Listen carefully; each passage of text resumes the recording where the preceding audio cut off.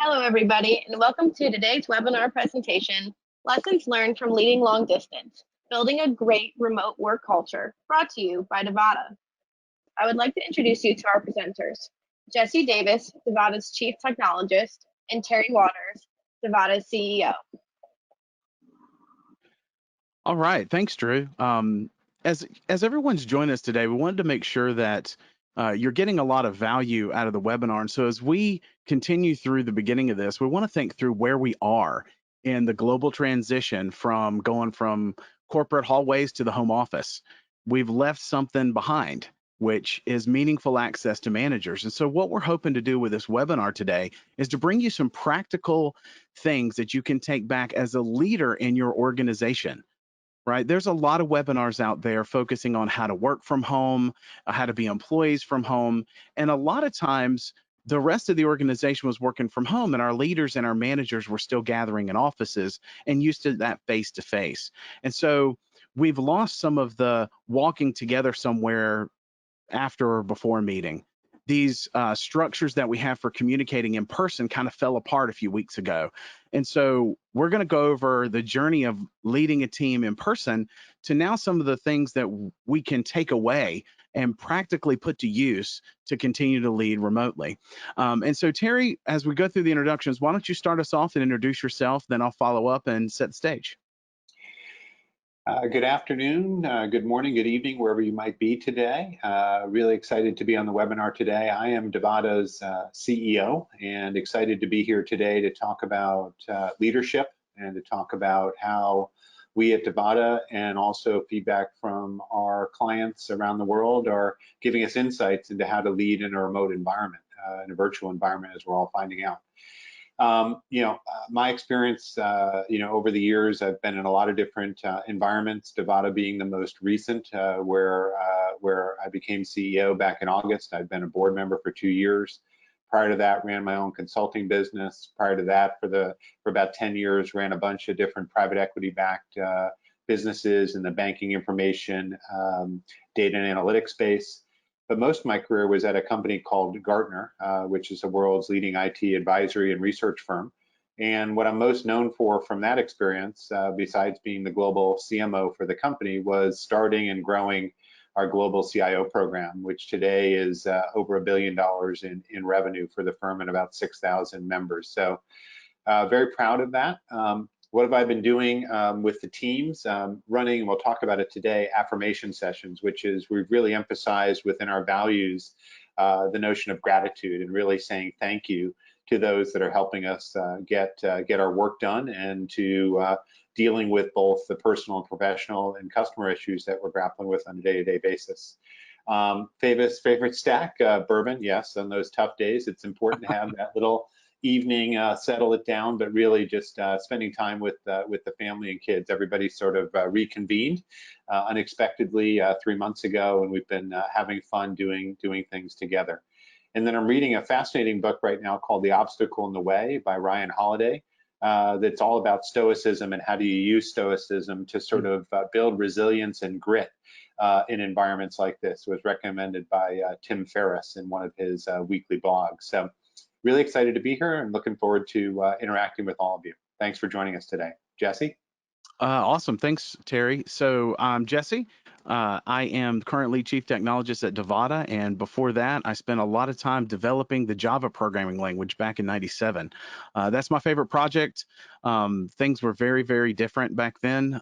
Technology was still relatively new. Client server, web was kind of fresh in everybody's mind. And seeing how technology's changed over the years, that's been one of my most favorite things. Now, I get to work and teach people about software and teach people how to build community, and I'm really excited about that. My favorite quarantine snack, I've become addicted to hummus for some unknown reason. Hummus, and yes, the roasted red pepper hummus, has become my favorite. The books that I'm reading 2 right now. One by Gene Kim, which is called The Unicorn Project, follow on to one of my other favorite books that Gene Kim wrote, which was The Phoenix Project, all about how to operate technical teams and get the most out of them. Productive teams that have a lot of structure usually perform better when they understand what's expected of them, and providing that environment where people can grow is something that I really love. And the next one is Mastering the Rockefeller Habits by Vern Harnish, which is really about how to make sure that you provide a good vision and a way to execute into it. So that's kind of where I'm at right now, and been doing some of these webinars. So hopefully some of you have been returning and trying to pivot that a little bit to focus on leaders today, and that's kind of exciting. So I'm going to roll right on in. And this is a slide that I usually show. Some of you have seen it before, to demonstrate how long developers have been working to build online community and work together. It's been a long time, 70 years. I usually talk about how in the 1950s and 70s, the first communities were shipping mainframe tapes, magnetic tapes around. It's fascinating. But what's interesting is, as you follow this progression from pre-web pioneers and explorers to strong individuals, now into more of global distributed teams.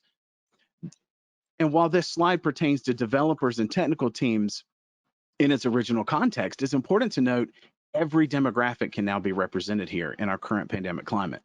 Every company is experiencing the same problems software companies have faced, which is how to keep employees engaged, productive, and healthy when they're not in the same physical space. And so as I look at the global distributed teams, we now have local distributed teams, which is fascinating. And while it's a macrocosm, not a microcosm, of this individual developer issue, it's not something that is our fault. It was kind of something that we were thrust into. Nobody had a plan for this. We very quickly had to figure out, and some companies were better prepared than others, how to work together through this pandemic. And this is, for those of you, I'm a child of the 80s, for those of you who follow Back to the Future, we think that if there's another one, a Back to the Future 5, 7, or 9, if they have it, if Doc were to tell Marty not to go back, it would be to 2020. What a strange time we live in. And this is a crisis, a global pandemic. And as we get through here, we want to get you some best practices in your hands, tales from the trenches, things that Terry and I have faced over the past few months. And please, write in the questions, give us some chat. Would love to make this more of a two-way conversation over the next 30 minutes or 45 minutes so that we can learn from one another. There's a lot of stuff out there that we can draw from each other's experiences to make sure that we're leading our teams well. And for those of you who are relatively new and maybe not in the tech space, let me be the first to welcome you to the couch or living room or dining room table or wherever you may have set up your home office. And as we figure out this, because we laugh because Terry changes his room, every few times I talk to him, which is fun. But as we try to crack this nut, this work from home together nut, and get some of the goodness out of it, we're going to talk a little bit about community, which we know something about at Devada. This is not going to be a sales pitch for our products, but it is something that is tribal to us. It's part of our culture. And, we're going to be sharing you everything that we can to help you build a place where your team belongs, feels comfortable, and can engender trust. And these leadership issues, and I'm going to ask Terry to kind of walk us through a few of those together, some examples. But we're in the same boat right now, ladies and gentlemen, and we're not going anywhere anytime soon. For those of you following the trends, some states are trending down, some are ticking up. Countries, as we begin to reopen, we need a different bag of tricks in our online repertoire. We're going to talk about digital fatigue and some of those things that we can overcome. And it's our desire to make this time that we have over the next 30, 45 minutes as productive as we can and help us be better leaders as we get on the other side. So with that, let's take a look. As we said that all companies are experiencing kind of the same issues, let's take a look at what those issues may be. Here are 5 common remote leadership challenges we're facing. And as we realized that we weren't prepared for this, as we changed over the course of maybe 3 weeks from everybody working together to just remote, travel was canceled. All of the conferences went remote. It was fascinating. And so what we ended up with was this unstructured time and connection kind of evaporated. I said before, walking to a meeting together, walking out of a meeting and someone being able to grab you and say, hey, Terry, can I have 5 minutes? Or the drive-bys, or door popping, whatever you call it, just walking by, on the way to the kitchen to get a snack or playing pool, we lost those things. Just something as simple as brewing a cup of coffee and standing there at the coffee line and connecting with people, we lost it. All of these, what I call micro interactions, are gone.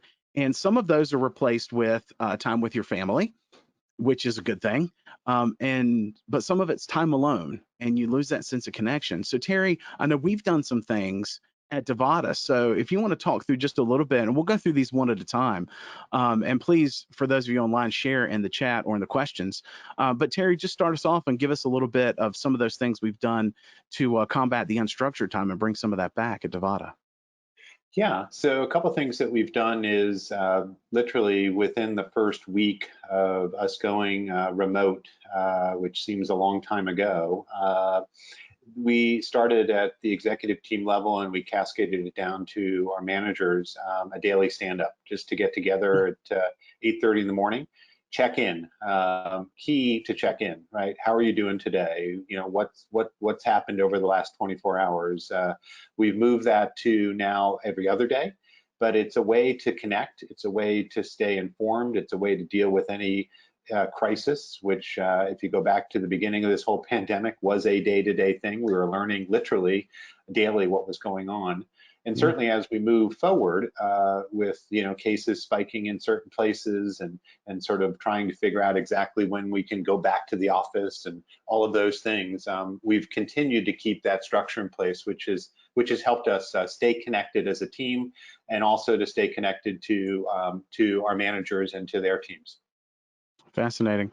And it's true. And on the heels of that, when you lose that unstructured time, you lose some of your communication channels. And so that's the next one, is this idea of restricted information flow. And you can't really call your department together, or if you're in an open office, just kind of walk down and stand at one end and say, hey, everybody, listen up. Got a real quick announcement, 1, 2, 3, and it's done. And the other problem is everyone now is booked in these meetings. And so it becomes really hard. And some of the information, sending an email, we have to do that more than usual to make the team still feel like they're in the loop. So, what are some of the things that you can offer up that seem to be worked or maybe worked and then didn't work at Devada? So we're big users of Slack, as most of the tech world is, and tech professionals and developers are. So we use that to just sort of keep the communication going. We did open up a couple of new channels where people will share information around what they're having for lunch to what's going on in their life, which is good. And we've also kept in place a meeting structure that every week we have a process called the L10 that teams come together and work through a fairly consistent approach from, how are we doing against our KPIs? How are we doing against our OKRs for this quarter? What are some headlines that we're working through that we can talk about, customer wins or employee wins or challenges that we're having, all the way through the issues and opportunities. So just keeping the consistency of the flow, but also looking for alternative ways to keep that communication going is really important. I agree. And as that communication starts to open back up, we get more chances for camaraderie. We have at Devada, for those of you who are tech companies like we are, we have a pool table, we have a foosball table, game area, and we can't do that stuff. And so that camaraderie, one of the things I like, we have, the game nights that we have where people can get together and play board games. And it's all about engagement and trying to eliminate some of that feeling alone. Yeah, another thing that's really worked well there is office hours, just sort of blocking a time on your calendar and saying, hey, I'm available for just unstructured time. So while we've reinforced sort of having regular one-on-ones to check in with team members and to make sure that we're staying in touch with both how you're doing with your key projects, but also how you're doing from a development and growth point of view, we've looked for ways to create unstructured time, which doesn't exist, right? In our calendars. I don't know about everybody on the phone, but my calendar is generally booked from 8 till about 7 at night with call after call after call. So if you don't block that unstructured time, it's really hard to take that ad hoc call or deal with that ad hoc issue. So it's really important to do that because people feel connected when they can get you. They feel disconnected when they can't get you. So it's really important. Yeah, and I hate to plug a tool, but Office 365, it's fascinating. They added in this My Analytics. So I got something that popped up, and I know our CFO took advantage of it. Hey, you haven't blocked time for your lunch or for your daily walk, or it analyzes how you spend your time and tells you. So there's tools out there, which is kind of cool. Distractions. All right, I'm going to share. Terry, you were on a call with me earlier today, and for those of you who can see, you can kind of see the floor behind me. And we're doing this training, and I'm into it, and it's our CMS team and sales team. And I look at my 9-year-old, who, I've got an area that's all just my little office. My 9-year-old starts army crawling like right down here in the corner of the screen, and I just, but don't be embarrassed about that, people. I mean, we had a ton of people on the call, but everyone's understanding. We've been thrust into a place and a time where we have to figure out how to work with distractions around us. And we have gotten to a place where people are understanding. I mean, you can go on YouTube and see some really funny mess ups from people on their not understanding that their camera's on or whatever it is. But making sure that we do what we can to limit those distractions. Going upstairs, telling the family I'm going to be, on this call, making sure that you have your own place where you've got this, closing, doors and things like that. But Terry, I mean, you're up there in Maine. So how have you kind of limited some of that? You've had some hectic things going on. Yeah, so it certainly has settled down, but I would say that the key is just realizing that it's life, right? It Yeah. humanizes all of us, and this is where leadership and sort of setting the example and the tone is really important. Because if the tone is, hey, you can't have any distractions, your kids shouldn't be in your office, you shouldn't have different things happening, the lawnmower is going off or the leaf blower or whatever, Lord knows, noise is coming. But really sort of understanding that as much as you can set up that unique environment, but also just realize that we're all human and we're all dealing with this in real time. Yeah. It's interesting to me that, work from home to a large extent for us and for many of our clients was the exception, not the rule. It's actually flipped over where now work from home is the rule and the exception is being able to go out and sort of Right. experience the world. So figuring out ways to make home a balanced place. And that sort of finishes it off for me, is just make sure that from a leadership point of view, you're encouraging people to spend time with their family, to take breaks, Right. to be able to get out, to go for that walk.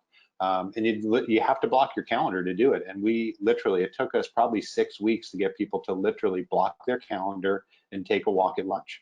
I mean, Yeah. I'm so busy, I'm so busy. So just encouraging that, humanizing it, and setting that tone from the top and moving forward. We even went so far as about a month ago, we were finding that by Friday, people were pretty burnt out. So we put in place something called Flex Friday. So every Friday at 2:00, we basically shut down. We're available, but people can, catch up on the week but everybody blocks their calendar. So no meetings can be scheduled and it's free time for you to do whatever you want to do. So we're just finding different ways to make it work. Yeah, that's great. And on the distractions from home, you said that, and it's, extending a little bit of grace to people and understanding goes a long way. I mean, for anyone online who's looked at LinkedIn or social media, there's so much anger, right? We all went through this period where we went through culture shock altogether as a planet. And then we went through stages of grief because we grieved the life that we had and, going out. I was talking with a guy this morning. I said, you remember when we met for coffee that time, when we could go meet for coffee at a place, and when we used to travel and, getting rid of that stuff. We have to reprioritize our time, and just being understanding is a huge part of being a leader. I tend to agree. And that fights the last thing here too, which is social isolation, right? This one, we can't overlook this. Loneliness, disconnectedness, anxiety are huge. And so you taught me a term, and you may have gotten it from the internet, but it's called a Zoom tail, which is kind of a fun kind of idea. So why don't you share that, and then we'll keep rolling on. Yeah, what we're finding is about half of our team, half to 2/3 of our team is Gen X and millennials, and several of them are married, but many of them are single. And so we were finding that folks are sort of in their apartment by themselves. And we said, we've got to figure out a way to bring people together. So we set up happy hours, which we said, instead of just making it a happy hour, let's make it a Zoom tail. So we basically set up this fun way for people to come together, and we've had different game nights, we've had different Bring your favorite beer, bring your favorite drink, bring your favorite hat, whatever, bring your favorite t-shirt, different ways to get people out of their shell and out of their work and into an environment where literally on Zoom, they can all come together, show their faces, show their places, show what's going on in their lives, from the view they have out their window to whatever's going on in their lives, to their dogs, to their kids, whatever. And it's all, it makes it less isolated, it makes you feel more of a community. So really important that that everyone, we believe, just finds ways to do that, on a regular basis, to pull people out of their sort of individual isolated shells and into more of a community environment is really critical in this Yeah, and I environment. love the way you put the community on there. Whenever we're teaching people to stand up a community, this next piece is going to be around, we asked them 3 questions. This is from a workshop we did before, but what do you want your team to think? What do you want your team to feel? And what do you want your team to do? And as a leader, this is actually a very simple and powerful framework on how you can build the sense of community within your team. And I would love to say this is some genius thing that we worked through on our own. And while we started doing this community thing back in '97, there's a common theme that applies to people who are thoughtful and intentional about building community with their team. And as we look at this next slide, which is all about is a MIT Center for Information Systems Research, I call them CISR, but they put this paper out called The 4 Building Blocks of Digital Transformation. Yes, there's 5 here, but it used to be 4. And they said for any company to become successful at digital transformation, we recommend that you have these places to be successful: some kind of operational backbone, a good digital platform, sharing what's going on with your customers and your teams, and this idea of accountability and understanding what's expected of me and having a number and all these things. And while we're not spending a lot of time in this webinar discussing your choices around your community platform, we are going to talk about that is the center now of what the MIT CISR program is recommending for companies to be healthy and fully digitally transformed. So it's your job as leader to set the stage on what building a sense of community looks like and how you get that sense of belonging on your team, right? Humans, we desire a place where we belong and where we can connect with others. That's called community. And as you work to build this thing, you will increase engagement and productivity in ways that you wouldn't otherwise see. So encouraging those breaks, are you taking your walks? Those are really critical. And over the next couple of slides, we're going to give you some hard examples on things that we do as leaders, right? And the first one's mine, and I'll say it. It's weird, Terry, but this is the first slide I've ever said, put your shoes on. And for me, it's about providing stability to the team. And I know you're out there, somebody's online going, that dude is crazy. How is putting your shoes on going to build a sense of stability on your team? Well, it's about routine. And for me, when I get up in the morning, it's super important for me that as we were changing where we were going and how we're going to work, I needed a sense of something to root me in my day, and help me get in my groove and kick off my morning routine. Yours may be sitting down with a cup of coffee, going for a walk, your choice of breakfast, no matter what it is, you need to recognize the need for healthy habits in you first. Then you can help your team by leading through your example. So for me, it's putting my shoes on. And that's a ritual for Jesse to get up. And if I put my shoes on, my brain just something trips over and lets me get into that mode where I can get something done. And so as we try to provide that sense of routine and predictability during turbulent times, that's an anchor, right? And you as the leader, you set the tone for your team and you anchor it. So the stuff that Terry was talking about before, normal check-ins, making sure that we have the structure and team meetings, this is something that's critical for me to do so that I can help others.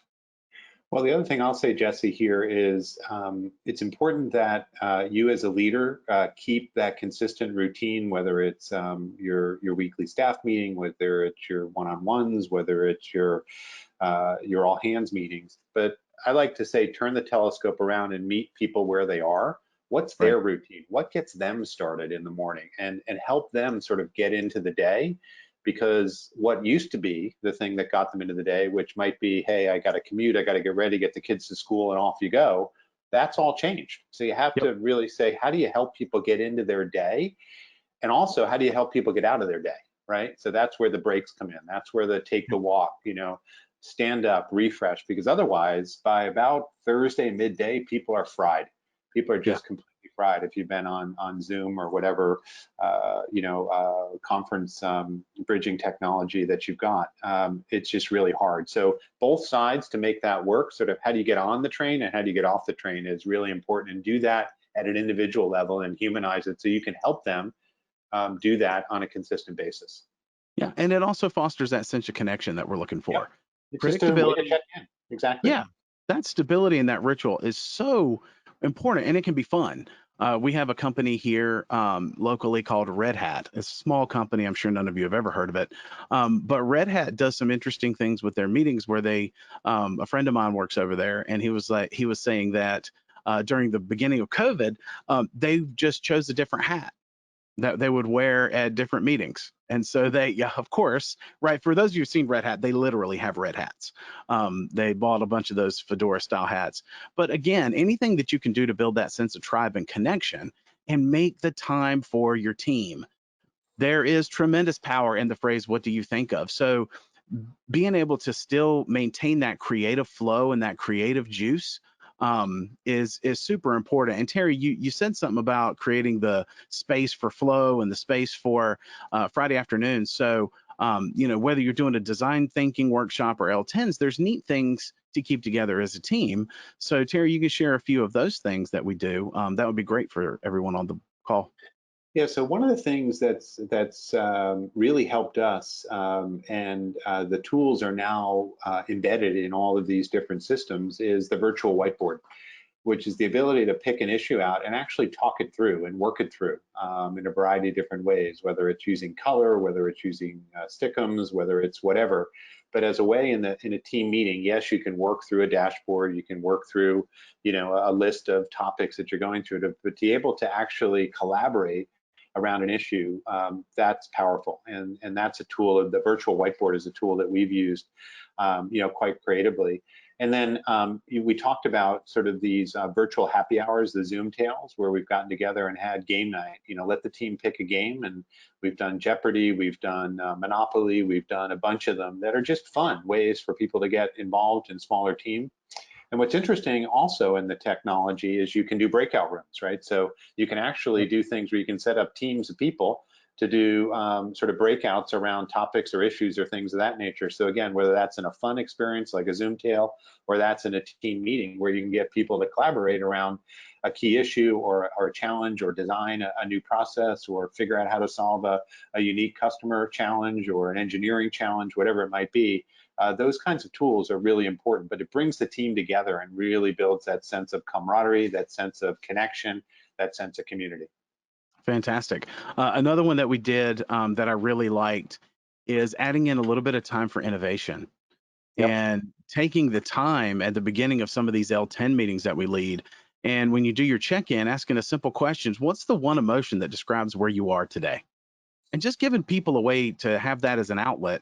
And on our media side of our business, I'll call out Anita. She did a great job on this, but asking her team to get in that innovative space by saying, hey, what are, 14, I want 14 ideas, to brainstorm real quick on what we can do better or how we can adjust this, what we need for next quarter, and just allowing the team to kind of free flow a little bit and get those ideas out, because then they can become these things that you work on whiteboards and solve for. So fantastic bits of tips and tricks there. The next one, we talked about the encouragement, affirmations, and support. I felt like we've talked a lot about this, but it's important for us to listen to the anxieties and concerns of our employees and empathize with their struggles. A lot of people are at home with children, and they're throwing childcare, homeschooling, and work all into the mix, where those were three completely separate things. And so getting back to the idea that we desire to belong, and that the isolation that we have is hard, it's foundational to experience empathy for others. There's something here, and then Terry, I'll ask you to elaborate on a little bit, but I found that there's this term that was new to me called emotional contagion. It's the first time I'd heard of it, but it's anxiety is actually contagious. it is actually something that can trickle down and you can catch. And so if you as a leader or even people on your team, if you don't have ways to battle stress, this feeling of helplessness, anxiety, that emotional contagion can take hold. And so, it's fascinating the book you were reading on, building up grit and resilience. But the idea that we've got this is tough, but I know we can handle it. That's critical for us as we lay that foundation of emotional support for our team. Absolutely. I mean, a couple of things that we've done is, we have a monthly ritual called the all hands meeting where we come together for a period of time to update the company on how we're doing, to recognize folks for accomplishments, talk about different wins that we've had, challenges that we've had, things of that nature. And about 6 weeks ago, we introduced, actually might be more like 8 weeks ago, we introduced something called affirmations, which is at the end of that, we set aside 15 minutes for everyone to recognize someone on the team, leveraging one of our values. So it could be assuming positive intent, thanking somebody for assuming positive intent. It could be thanking somebody for never stop learning and really challenging themselves and coming up with a new idea. It could be, solving a problem thoughtfully. It could be, hey, we work together on a team situation or a customer situation.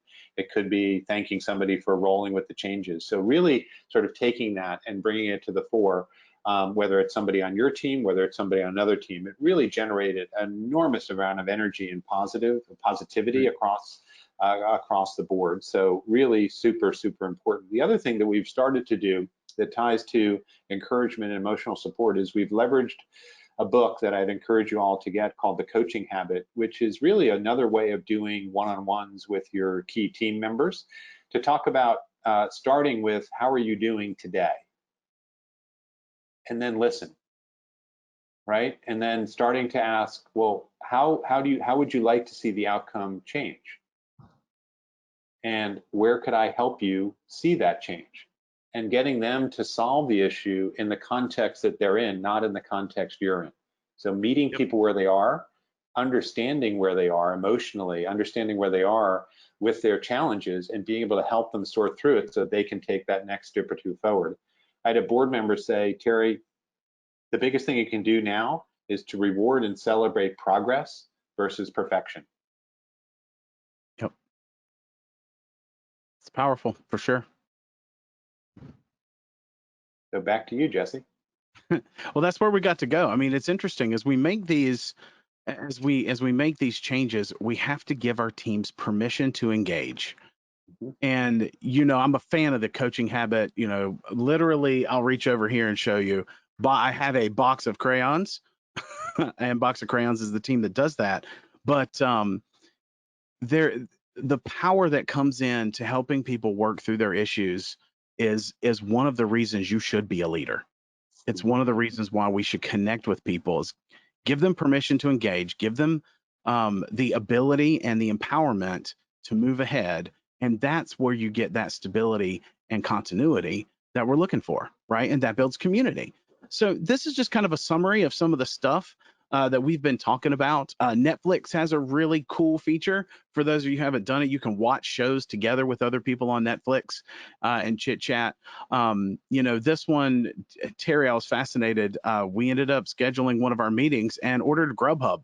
So that tradition where, if you're going to schedule a meeting over lunch, you better buy me, something to eat. You can still do that. These are the things that we can still do, even though we're remote. Let's engage in those things. We don't have to cut that down. Let's make sure that we're doing all the things that we used to do just in a different way. I hate the term social distancing. I told Terry the second it come out, I refuse to use that word because it's bubkus. We have to do physical distancing, but we do not have to be socially distant.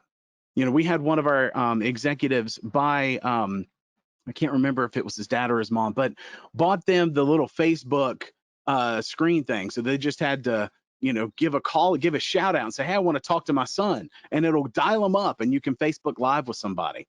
We don't have to be isolated. But it takes us engaging with one another to make that difference.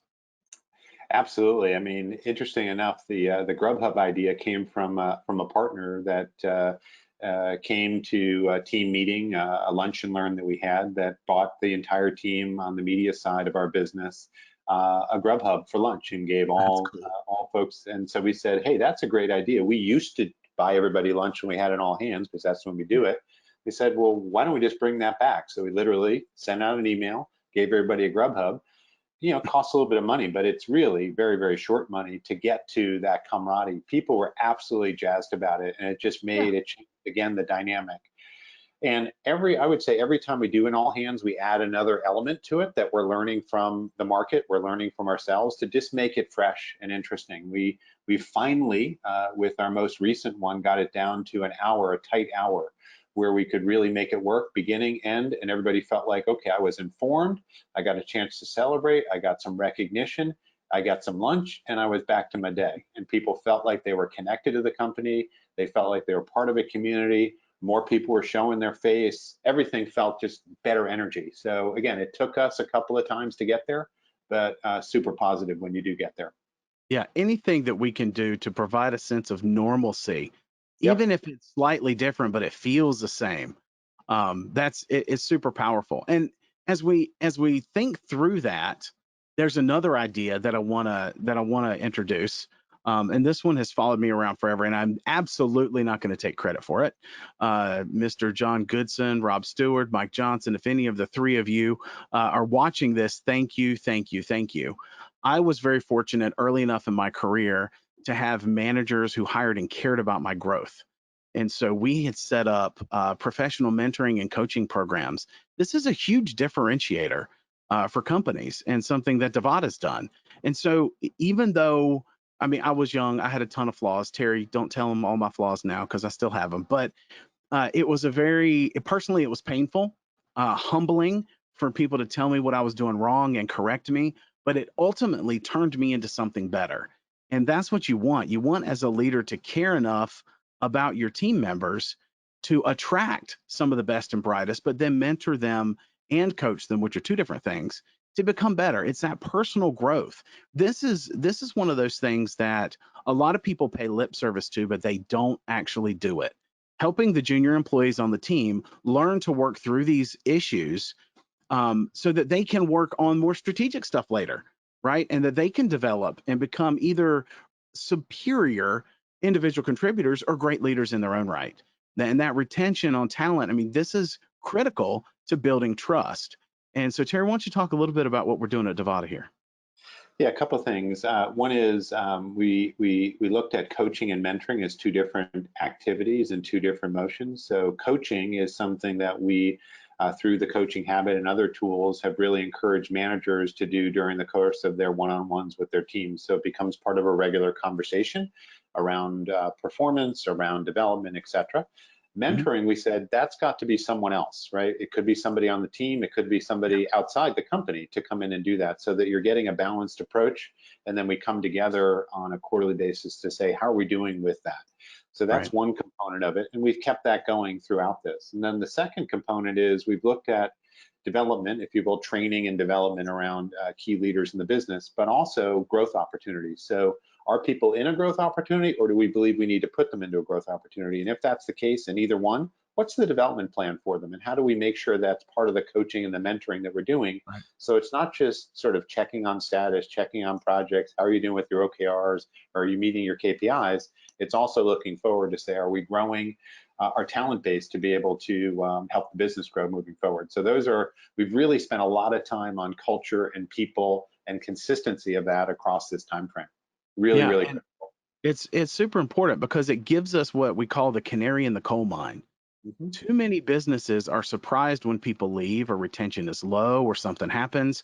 Programs like this allow you to look ahead at those problems like emotional burnout, digital fatigue, and let you address them early, which is kind of what we're talking about on the next slide, right? This whole idea of progress instead of perfection that you said. The whole concept of psychological safety, which we could spend a whole nother 2 hours talking about, except for you and I, we could probably spend 4. But talking about how leaders set that example to make it a safe place to fail by celebrating the progress instead of perfection is huge. And you already talked a little bit about Flex Fridays. But the things that we've done here to combat digital fatigue, I feel like we felt it earlier because of the things we had in place. And so, we talked about them on the slide, but I'd like to get your view on this digital fatigue and if you think the team is coming through it and some of the things that may be on the horizon to combat it going forward. Yeah, I would say we for the first, I would say 4 to 6 weeks, the team was really energized at home, and productivity didn't dip at all, and people were really highly engaged. And then we hit sort of a roadblock where people were kind of getting burnt out.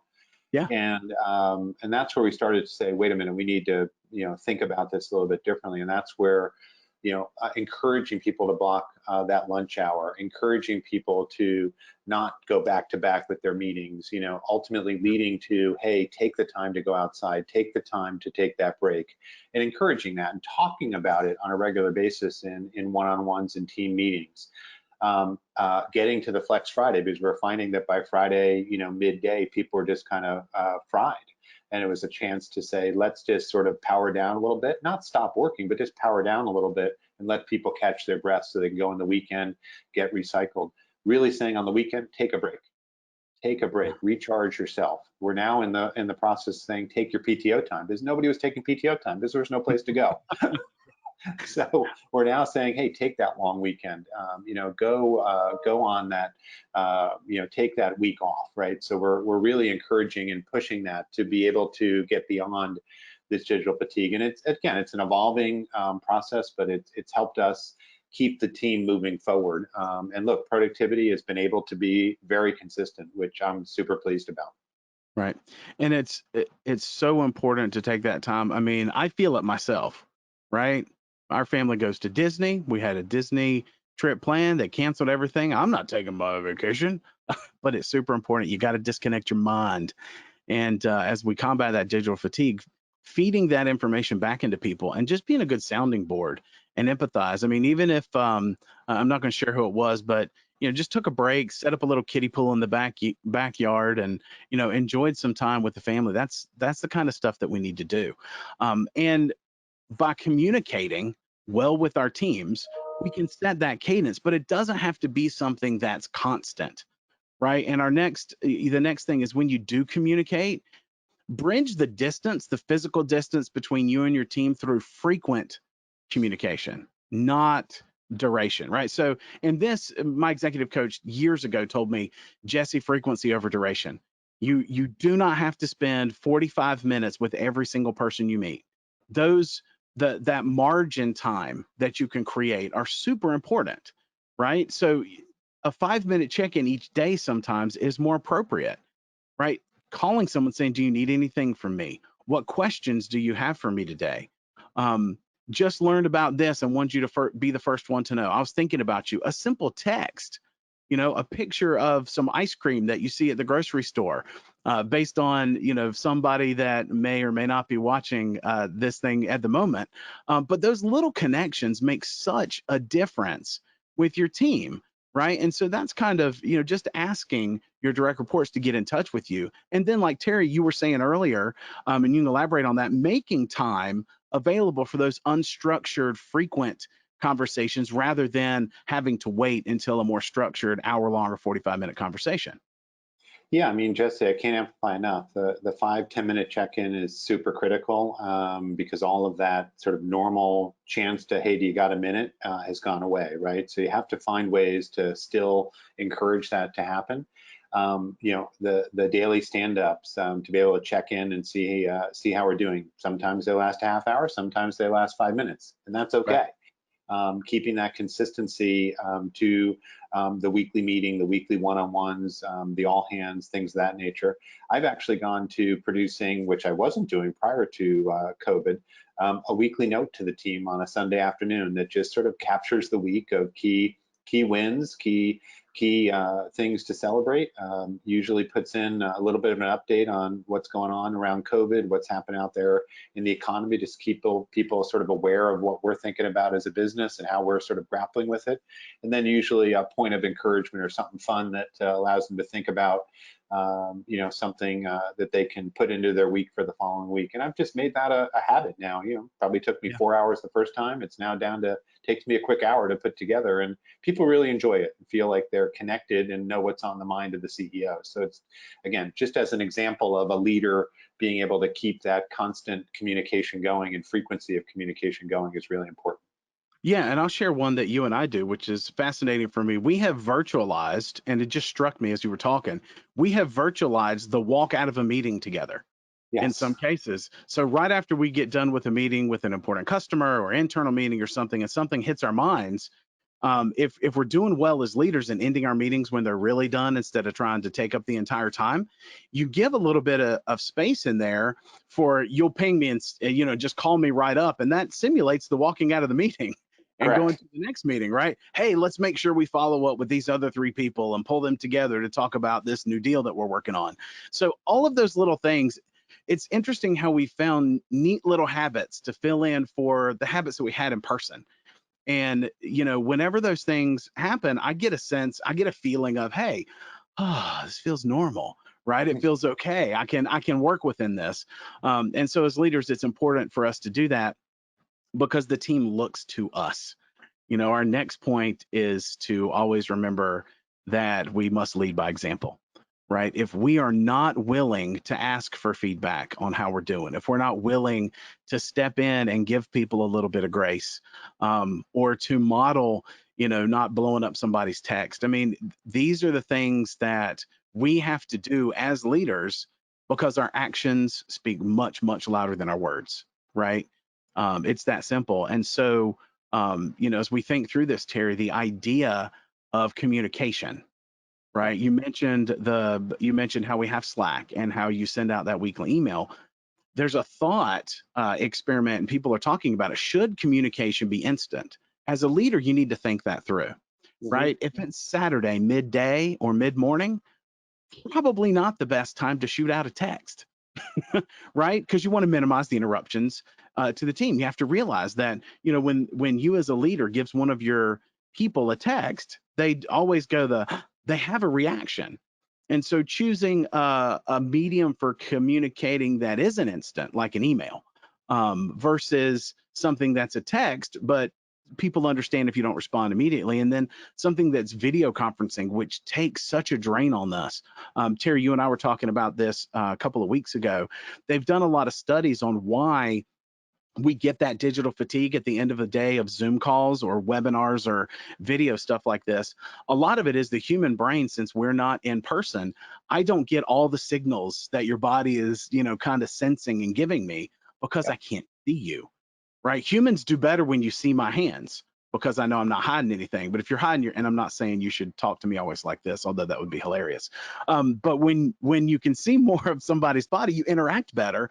And these micro pauses, like when I'll pause and then I look at you, are you going to speak? Are we going to speak? Are we going to talk over one another? Having to learn, work through that, it's taxing for a human. So trying to choose the best way to communicate, which it sounds like you have some things on, to be representative of our village, I'll call it at Devada, it's super important. So, as you do that, talk us through a little bit of how you make those decisions and the ways that you like to communicate and model that for the team.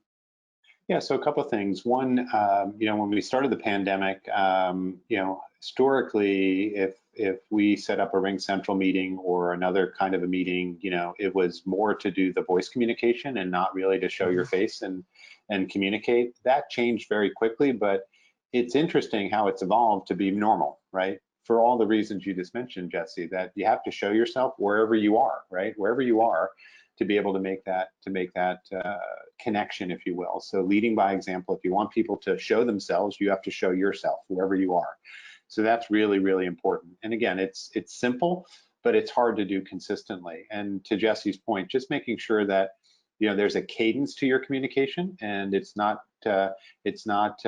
sort of driven by interruption and driven by immediate response. I think that that stresses people out and creates more anxiety. If you can get to a regular cadence where you know that an issue you want to talk to someone about is going to show up in your one-on-one, or it's going to show up in your team meeting, or it's going to show up at the all hands, or it's going to show up in the weekly message to the team, you can balance that. And then finally, just sort of thinking about the timing of the day, right?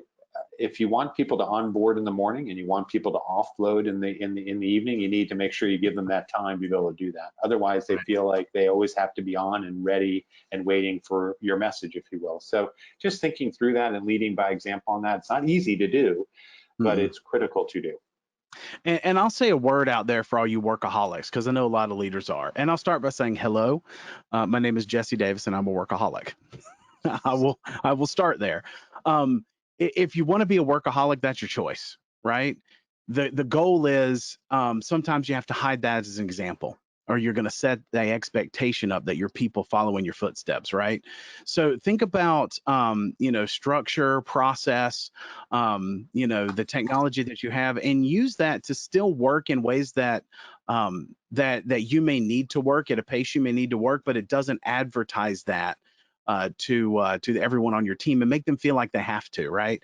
So be real conscious about some of the things that Terry said when choosing how to communicate and how things have become normal, and give your team that space, right? I'll be the first one to say that on Friday, when I might not need to be working like on a Friday, sometimes I use that time to get some stuff done, right? And that's for any number of things, but don't advertise it. That's your thing. Bear that burden yourself. And I want to take a moment and thank David, Jeff, and John. We've got some great takeaways, enjoying the frequency over duration. I did want to share one that Jeff put out there. And I'll make this a little bit bigger. I can't see your last name. But Jackbox Games sounds like he likes to look for a short diversion at the end of a day, Terry, to your stand down and cool down. Yep. Jackbox Games is a way you can play online. And so thanks for that, Jeff. David Clark says, they do happy hours at 5 on Wednesdays, and they do a weekly team lunch over Microsoft Teams. Oh, so, great idea. Yeah, so just making sure that we're connecting, and thanks for y'all for being engaged. Being a leader sometimes is hard, and sometimes it sucks, especially with as much change as we've been going through. But it's up to us to build that sense of trust and kinship on our team so that we can practice innovation, respectful, groundbreaking interactions that propel our teams forward. And so as we talk about change, for those of you who may be in the same age, change is what's for dinner, ladies and gentlemen. That is where we are, and we are not going to get away from that. So we have to recognize that we don't know it all. We can lean on each other, attend webinars like this one, and share best practices. But as everyone has gone through some sort of emotional turmoil over the last few months, let's be conscious that change is something that we are called to work through with our teams and model. Right? We have to model that sense of reliability, predictability, stability, all the other illities that you want to throw in there. I just realized I said all that at once. But our job is to bring clarity out of chaos so that we can continue to go in the same direction. And so, as we start to wrap up the idea here, and please, if you've got some questions or comments or something, type them in, and we'll get to them in just a minute when we're done here. But combating those negative emotions on your team and cutting those off, it's going to take a toll on you. So please make sure that you are practicing as a leader some sort of self-care, right? Getting out and taking a walk. Terry and I ask that question to each other every week in our one-on-one. Are you getting away? Are you doing? To make sure that we're okay, right? And if you don't have someone on your team that does that, find somebody else, right? That may be in your circle. So Terry, get over there and give us a little bit of your key takeaways, some things that you want to impart on the team as we start to finish up. So Jesse, just to amplify before we wrap up here, one of the things that I have found incredibly helpful is what we call the check-in, which is to say, as you have a meeting and you come together to say, let's check in. And what does that mean? So tell me what, in a minute, 90 seconds, what's your personal best and what's your professional best, right? In the last day, in the last 2 days, in the last week, whatever it might be, right? It's just a way for people to humanize the check-in experience and talk about, you know, how their weekend was, or how dinner was last night, or what they did with their kids or their wife, or, you know, their pets, whatever it might be. And then professionally, just to sort of talk about something they're proud of, right? Which just gets everybody in the mood to start moving. So I have found that in the midst of all the change, and we can talk about change models and everything else, just that simple check-in is a critical step that's worked extremely well for us. Right. And it's, as we continue to work through this, we're starting to get a couple of questions and stuff here. As we continue to work through the constant change, remembering those things is just super important. You know, and finding people, I'm telling you, if y'all are on leadership teams, do whatever it is you can to work on building trust with the other leaders. You know, I'm thankful to be working with Terry and the rest of the executives at Devada. I really care about that team, like really and truly care about how we're doing. And linking our success together is a lot of fun, but we're not going to do it if we're not caring for each other. And so that's super important. So, you know, we've got a couple of questions here, and I'm just going to leave this slide. I'm not going to go to the slide that says questions and discussion. That thing's not as good looking as this one.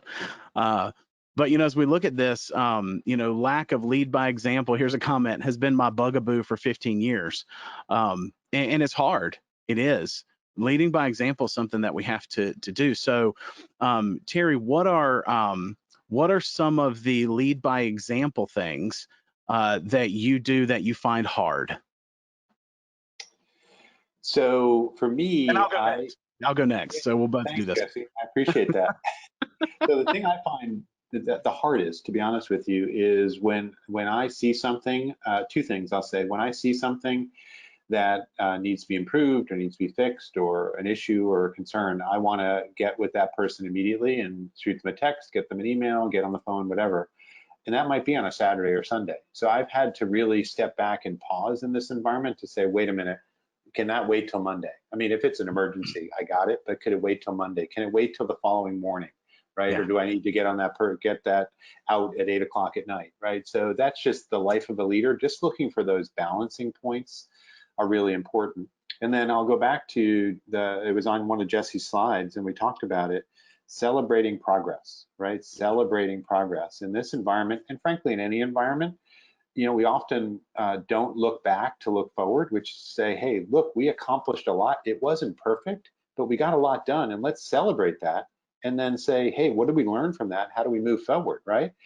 Yes, we all want to be perfect. Yes, we all want to be accomplishing all our goals 120%. The reality is that's not going to happen, particularly in this environment. So you have to celebrate progress. You have to talk about progress. You have to get people excited about progress. It builds trust. It builds community. It builds a sense of connection if you're doing that. So those are hard things for me that I'm learning, I will say, evolving. Yeah, cheerleading is a great one. You know, I love to do that one, and that's natural for me. But for those of you out there, that's one of the number one things that you can do to keep your team pumped up, is just cheerleading. I struggle with the same one that you do, Terry. When something hits my mind, I want to send it. And there's this new feature in Outlook that says don't send before, which I found this past week. You know, I can schedule where emails go out so it looks like I'm not sending it. I type it up on Saturday, but it comes out on Monday, and it reduces the stress of the team.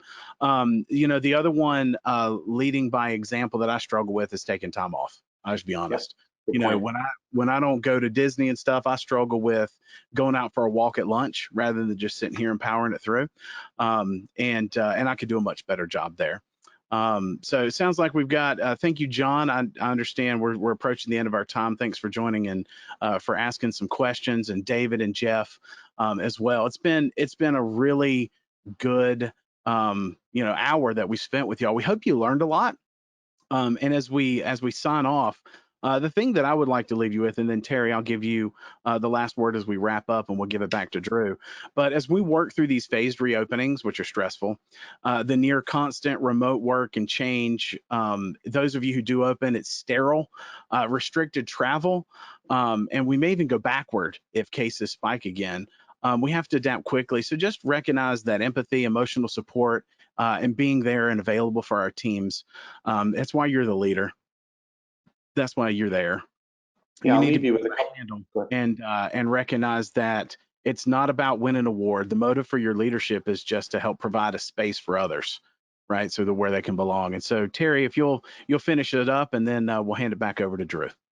Excellent. Yeah, no, a couple of things. One is it's really important in these times to be a servant leader, to really say, hey, leaders eat last, and it's all about helping your team and your team be successful. And Jesse had a slide, I think it was slide 9, where he asked, sort of answer these 2 questions. What do you want your team to think? What do you want your team to feel? And what do you want your team to do? So just keep thinking about that and saying, how do I put myself in their shoes and think about how I can help them be successful and serve them, right? So it's not about serving you, it's about serving them, right? So that's just an important, I think, concept. And then last but not least, as we wrap up, just everybody please be safe and continue to stay healthy. Absolutely. All right, Drew, back over to you. All right, thank you both of you. As a junior employee myself, I will definitely say the actions you've taken to enhance the work culture and environment during these rough times are incredibly effective, and I'm very grateful for both of you. So thank you both Thank you, Drew. for those actions, and also a phenomenal presentation. I would also like to thank Devada as a whole for providing the audience with a great webinar.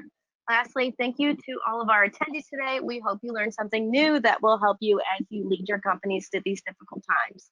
Thank you and have a great day. Thanks, everybody. Bye, everyone.